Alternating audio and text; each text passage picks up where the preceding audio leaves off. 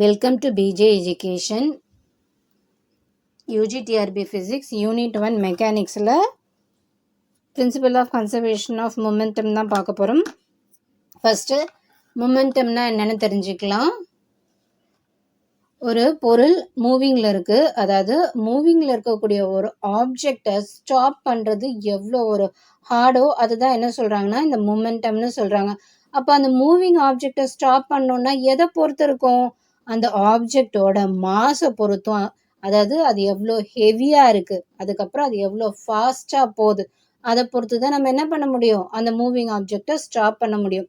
இப்போ மொமெண்டம்னா என்னென்னா, மொமெண்டம் எதை டிபெண்ட் பண்ணியிருக்குன்னா மாஸ் இன்ட்டு வெலாசிட்டியை டிபெண்ட் பண்ணியிருக்கு.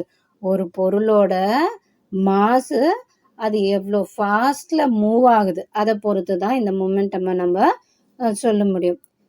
இப்போ நம்ம பார்க்க போகிறது principle of conservation of linear momentum. So momentum வந்து பிஃபோர் கொல்யூஷனும் ஆஃப்டர் கொல்யூஷனும் கான்ஸ்டண்ட்டாக இருக்குது, கன்சர்வ்டாக இருக்குது. அதுதான் இந்த principle of conservation of linear momentum. எந்த ஒரு எக்ஸ்டர்னல் ஃபோர்ஸு இல்லாத போது ஸோ இந்த momentum algebraic sum of the momentum after collision is equal to the sum of the momentum before collision. கொல்யூஷனுக்கு முன்னாடியும் கொல்யூஷனுக்கு அப்புறமும் மொமெண்டம் கன்சர்வ்டாக இருக்குது, ஈக்குவலாக இருக்குது. அதுதான் இந்த principle of conservation of linear momentum.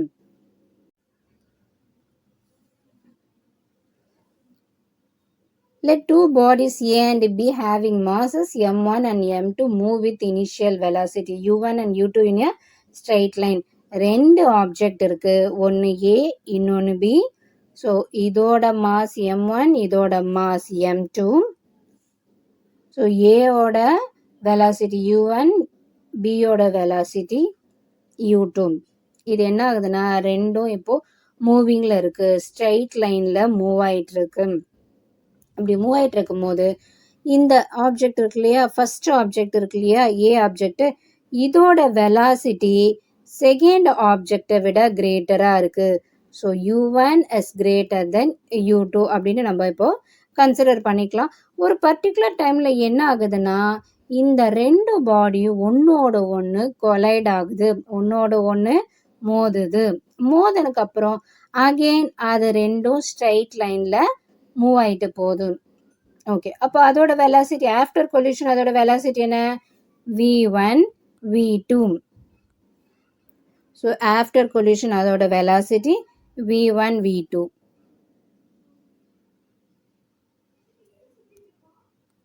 Okay, force on body B due to A, அந்த ஆப்ஜெக்ட் B இருக்கு இல்லையா அது மேலே மோதின அந்த A ஆப்ஜெக்டோட மோதினதுனால உண்டான ஃபோர்ஸ், ஓகேவா, ஆப்ஜெக்ட் பி மேலே ஏ வந்து மோதினதுனால உண்டான ஃபோர்ஸ் நம்ம எழுத போகிறோம்.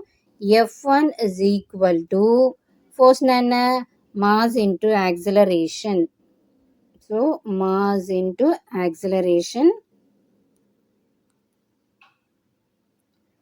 F is equal to m2 v2 minus u2 by t.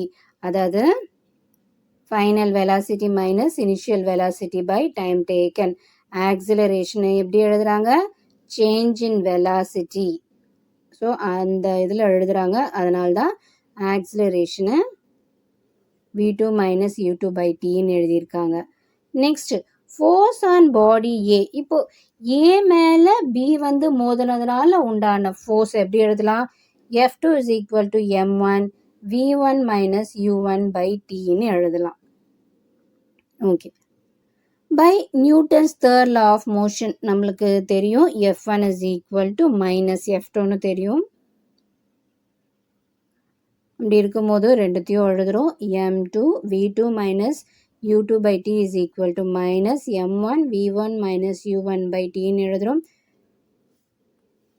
இந்த டீயும் கேன்சல் ஆகிடுது. ஸோ கேன்சல் ஆகும்போது நியூமரேட்டர் மட்டும் இருக்குது. அப்புறம் என்ன பண்ணுறோன்னா இந்த மைனஸை உள்ளே கொண்டு போகிறோம்.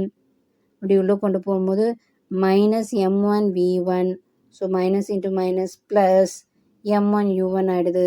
இந்த m2ஆல் உள்ளே மல்டிப்ளை பண்ணால் m2 v2 minus m2 u2 ஆகுது. இப்போ என்ன பண்ணுறோன்னா, ஸோ இந்த யூலாம் இருக்கு இல்லையா, அதெல்லாம் ஒரு சைடும் வியில் இருக்கக்கூடியதெல்லாம் இன்னொரு சைடு கொண்டு வரும். அப்போது m1 u1 plus m2 u2 is equal to m1 v1 plus m2 v2. இது என்னது? Before collision. இது என்னது? After collision. கரெக்டாக?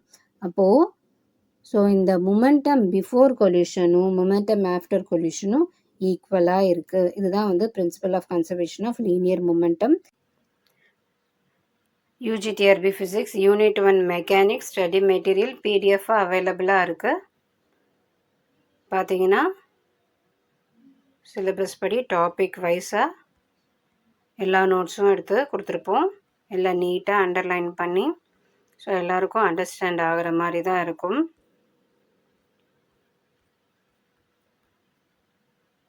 இந்த யூனிட் உங்களுக்கு வேணும்னா நீங்கள் செப்ரேட்டாக யூனிட் வைஸாக வாங்கிக்கலாம்.